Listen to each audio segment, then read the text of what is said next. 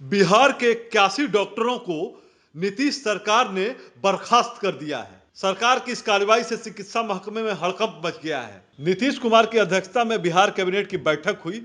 मुख्य सचिवालय स्थित मंत्रिमंडल कक्ष में आयोजित बैठक में एजेंडों पर मुहर लगी। मंत्रिमंडल के फैसले की विस्तृत जानकारी मंत्रिमंडल सचिवालय विभाग के अपर मुख्य सचिव एस सिद्धार्थ ने दी। आज मंत्रिपरिषद में बड़े महत्वपूर्ण विषयों पर निर्णय लिए गए हैं और सबसे पहला जो महत्वपूर्ण निर्णय है, जो सबसे महत्वपूर्ण निर्णय ये है कि राज्य सरकार चिकित्सकों की उपस्थिति जो अस्पतालों में है उस संबंध में बड़े गंभीर है और चाहती है कि अस्पताल में डॉक्टर रहें। आज करीब 81 डॉक्टर को बर्खास्त किया गया है। ये सबसे महत्वपूर्ण निर्णय है और जो 5 वर्षों से ऊपर अपने ड्यूटी से लापता थे उसमें 64 डॉक्टर थे जो 5 वर्षों से ऊपर अपने ड्यूटी से लापता थे और अन्य डॉक्टरों पर कार्रवाई हुई और कुल 81 डॉक्टरों को बर्खास्त किया गया है। तो ये सबसे महत्वपूर्ण निर्णय लिया गया है कि डॉक्टर उपस्थित रहें अस्पताल में, इलाज करें और ये समय पे अपनी चिकित्सा सुविधाएं उपलब्ध कराएं। तो राज्य सरकार इस संबंध में बहुत गंभीर है और इसी के परिप्रेक्ष्य में ये कार्रवाई की गई है। 81 डॉक्टर हैं और आगे भी इस प्रकार के जितने भी मामले होंगे राज्य सरकार आगे भी कार्रवाई करती रहेगी। 81 डॉक्टर का आज बर्खास्त हुए हैं डॉक्टर। तो ये सबसे महत्वपूर्ण निर्णय है। जहां तक सूची की बात है, मैं आपको सूची उपलब्ध करा दूंगा ताकि आप लोग इसको प्रकाशित कर सकें कि किन किन को बर्खास्त किया गया। औद्योगिक क्षेत्र में विभिन्न औद्योगिक इकाइयों की भी स्वीकृति आज दी गई है, जिसमें ग्रेन बेस्ड एथेनॉल है, ये करीब 96 करोड़ 92 लाख का है। Messrs Patel agri industries private limited unit 2, ये अरवान परवलपुर बेन नालंदा में एक कंपनी है जो एथेनॉल उत्पादन करेगी। ये एक अप्रूवल आज उद्योग क्षेत्र में दिया है। दूसरा है वहीं पे messrs Patel agri industries private limited, ये 10.40 मेगावाट कैप्टिव पावर प्लांट, उसी यूनिट का कैप्टिव पावर प्लांट है और 80.16 करोड़ की लागत है। तो यह भी स्वीकृति दी गई है। बिहारी सोलर प्लांट यूनिट 2, ये बांका की कंपनी है, बांका में कंपनी है और 86 करोड़ 80 लाख ये सोलर कैप्टिव जनरेशन प्लांट है, इसकी भी स्वीकृति दी गई है। बिहारी सोलर प्रोजेक्ट है, सोलर कैप्टिव पावर प्लांट है, ये भी बांका में है, 91 करोड़ 30 लाख की, इसकी भी स्वीकृति दी गई है। Messrs Micromax biofuels private limited Muzaffarpur, ethanol, ये मोतीपुर में आपको जानकारी होगा कि एथेनॉल हब बनाया जा रहा है। तो वहां पे 149 करोड़ 149.58 करोड़ का निवेश है एथेनॉल का, ये भी स्वीकृति दी गई है। मेसर्स आयोग एग्रो प्राइवेट लिमिटेड वैशाली, ये भोजपट्टी हाजीपुर में है, 52 करोड़ 56 लाख का है। ये भी रोलर फ्लावर मिल, चक्की आटा चक्की प्लांट है, इसकी स्वीकृति आज दी गई है। Messrs new way homes private limited ethanol का है, ये 156 करोड़ 63 लाख का है। ये बियाड़ा औद्योगिक क्षेत्र बेगूसराय, इसकी भी आज स्वीकृति दी गई है। Messrs Regal resources limited Bhatgaon Galgalia Kishanganj, 54 crore 49 lakh की, ये किशनगंज में ये स्वीकृति दी गई। तो ये बहुत सारे आज औद्योगिक इकाई का स्वीकृति दिया गया है ताकि राज्य में औद्योगिक निवेश हो और औद्योगिक विकास हो। आपका जानकारी होगा कि राज्य सरकार कटिबद्ध है कि विभिन्न राज्य के नदियों में ये जो गंदा पानी, प्रदूषित पानी नहीं प्रवाह किया जाए और इसका ट्रीटमेंट करके इसको प्रवाह किया जाए और साथ ही साथ यह भी प्रयत्न किया जाए कि जो ट्रीटेड पानी है उसको सिंचाई में और अन्य काम कार्य में लगाया जाए। इस आलोक में 173 नालों का राज्य में 161.62 lakh 61 crore 62 lakh bio remediation in Situ treatment of sludge of septic tank, community mobile toilet, sewage. अब बायो रेमेडिएशन ट्रीटमेंट के आलोक में यह ट्रीट किया जाएगा ताकि किसी भी नदी में, राज्य सरकार के किसी भी राज्य में किसी भी नदी में प्रदूषित पानी बहाया नहीं जा सके। तो ये बहुत महत्वपूर्ण निर्णय है और इस निर्णय को कार्यान्वयन के लिए 161 करोड़ 62 लाख लगे हैं एक साल के लिए। तो सभी सेप्टिक टैंक, नाले, जितने भी नाले गंगा नदी में बहाए जाते हैं या अन्य सभी नदियों में, उन सभी को ट्रीट कर ही यूज किया जाएगा। तो यह एक महत्वपूर्ण निर्णय लिया गया। विभिन्न विद्यालयों में, आपके राज्य के प्राथमिक, मध्य, माध्यमिक और उच्च विद्यालय में ये व्यवस्था थी कि जो दान करता थे, जो भूमि के दान करता थे, बिल्डिंग के दान करता थे, उनके नाम से स्कूल का नामकरण किया जा रहा था।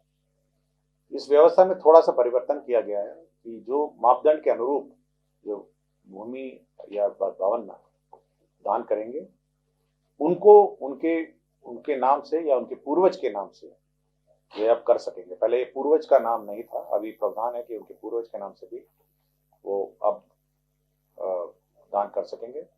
और साथ ही साथ जो मापदंड के नीचे, मापदंड से कम अगर कोई दान देता है तो एक शिलापट के रूप में द्वार पे अंकित कर दिया जाएगा। तो जो मापदंड के अनुरूप हैं तो उनके तो नाम ही से होगा, और जो मापदंड से कम होंगे या तो जमीन और भवन, तो शिलापट के रूप में उसको वहां पे शिलापट के रूप में रखा जाएगा। तो ये एक महत्वपूर्ण निर्णय है भूमि दान करता। हमारी जितने यूनिवर्सिटीज के लिए कैरियर एडवांसमेंट स्कीम यूजीसी ने 2018 में लागू की। तो ये किस प्रकार ये कैरियर एडवांसमेंट होंगे, हमारे जो राज्य के प्रोफेसर हैं, असिस्टेंट प्रोफेसर हैं, एसोसिएट प्रोफेसर हैं, जितने भी हमारे प्रोफेसर हैं, जो टीचिंग फैकल्टी हैं, उनका क्या कैरियर एडवांसमेंट होगा।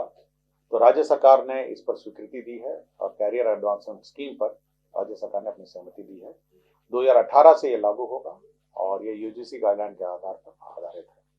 तो ये एक महत्वपूर्ण निर्णय है हमारे जितने भी यूनिवर्सिटी में असिस्टेंट, एसोसिएट, लेक्चरर्स और प्रोफेसर्स के लिए ये कैरियर एडवांसमेंट स्कीम है। बीएन कॉलेज विश्वविद्यालय मधेपुरा में कुल 18 विषयों में स्नातकोत्तर विभागों की स्थापना, पटना विश्वविद्यालय पटना में बायोटेक्नोलॉजी विभाग की स्थापना तथा पटना विश्वविद्यालय पटना अंतर्गत संचालित विधि महाविद्यालय के लिए सहायक प्राध्यापक, सह प्राध्यापक के 148 पद तथा शिक्षकोत्तर कर्मियों के लिए 41 अर्थात कुल 189 पदों के सृजन की स्वीकृति दी गई है। तो ये बीएन मंडल विश्वविद्यालय मधेपुरा में दिया गया है, पटना विश्वविद्यालय में भी दिया गया है। तो ये पद सृजन का प्रस्ताव है यूनिवर्सिटी में।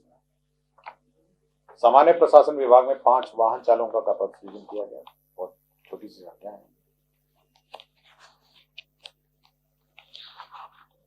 इसके साथ साथ वाणिज्य कर विभाग में 4 कंसल्टेंट के पद सृजित किए गए हैं, जिसमें अंकेक्षण संबंधी मामलों के सहज सुगम निष्पादन, सेवानिवृत्त अनुभवी पदाधिकारी, प्रशिक्षण विशेषज्ञ का एक पद और अंकेक्षण विशेषज्ञ, तो 4 पद वाणिज्य कर विभाग में भी स्वीकृत किए गए।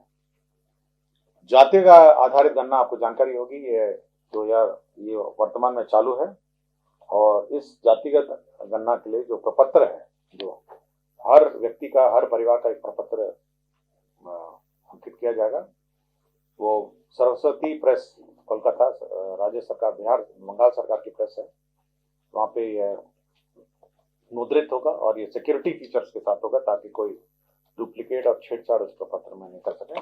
तो सिक्योरिटी फीचर्स के साथ ये सिक्योरिटी प्रेस में प्रिंट होगा कलकत्ता में। तो ये नामांकन के आधार पर यह स्वीकृति दी गई। फतुहा में 100 एकड़ का अधिग्रहण किया जा रहा है और ये लॉजिस्टिक पार्क, आपको याद होगा फतुहा में रेलवे का भी लॉजिस्टिक पार्क है, लॉजिस्टिक सेंटर है, जहाँ पे फ्रेट कॉरिडोर है, फ्रेट टर्मिनल है। तो लॉजिस्टिक पार्क 100 एकड़ का है और इसके अधिग्रहण में 168 करोड़ लागत आएगी। और साथ ही साथ भारत सरकार के साथ national highways logistic management limited, Bharat सरकार का ये उपक्रम है, और रेल विकास निगम लिमिटेड, इनके साथ एक एमओयू भी होगा और ये एमओयू के आधार पर कार्य होगा। तो एक लॉजिस्टिक पार्क का भी निर्माण की स्वीकृति राज्य सरकार ने दी है। जल संसाधन विभाग में एक परामर्शी का पद स्वीकृत किया गया है। अभियंता प्रमुख, मुख्य अभियंता के पदाधिकारी, वेतन स्तर 14-13 का, तकनीकी परामर्शी का एक गैर सांवर्गीय होगा 2 वर्ष तक। लेवल क्रॉसिंग की भी स्वीकृति राज्य सरकार ने दी है। इसमें 3 जिलों के 3 लेवल क्रॉसिंग की स्वीकृति दी है। 139 करोड़ 48 लाख की है। मैं स्थल बता देता हूं कहां कहां लेवल क्रॉसिंग की स्वीकृति दी है।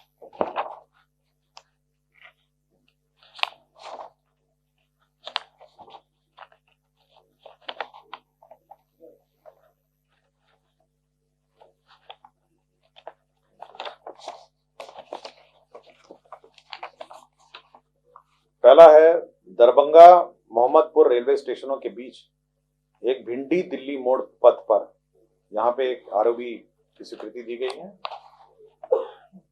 उसके बाद Motihari coat Bapu Dham railway station के बीच स्थित वहां पे एक रेलवे लेवल क्रॉसिंग दिया है। मझौलिया बेतिया रेलवे स्टेशनों के बीच बेतिया सरसवा पथ पर स्थित यहाँ पे एक लेवल क्रॉसिंग दिया। तो 3 लेवल क्रॉसिंग दी गई है। बाकी सब भूमि स्थानांतरण के मामले हैं। मैं बस आपको संक्षेप में बता देता हूं। औरंगाबाद जिला अंतर्गत बारून अंचल में ये डेडिकेटेड फ्रेट कॉरिडोर बन रहा है, वहां पर भूमि स्थानांतरण राज्य सरकार ने किया है। बारून अंचल में ही मौजा बारून पिपरा, वहां पर भी डेडिकेटेड फ्रेट कॉरिडोर के लिए जमीन दी गई है। गया जिला अंतर्गत बाराचट्टी अंचल मौजा विशनपुर थाना, वहां पे भी Bihar state power transmission company limited को भूमि दी गई है, जो 132 और 33 केवीए का ट्रांसफार्मर लगाएगा। दरभंगा जिला अंतर्गत आपको जानकारी होगा, दरभंगा जिला अंतर्गत लैंडफिल साइट, जहां पर कूड़ा को प्रोसेसिंग करके वहां पे उसको फिलिंग करते हैं, जो प्रोसेसिंग के बाद जो फिल करते हैं उसका उस भूमि के लिए निःशुल्क स्थानांतरण नगर विकास एवं आवास विभाग को किया गया है। और फिर औरंगाबाद अंचल जिला अंतर्गत रफीगंज अंचल के विभिन्न मौजाओं को डेडिकेटेड फ्रेट कॉरिडोर भारत सरकार को स्थानांतरित किया गया है।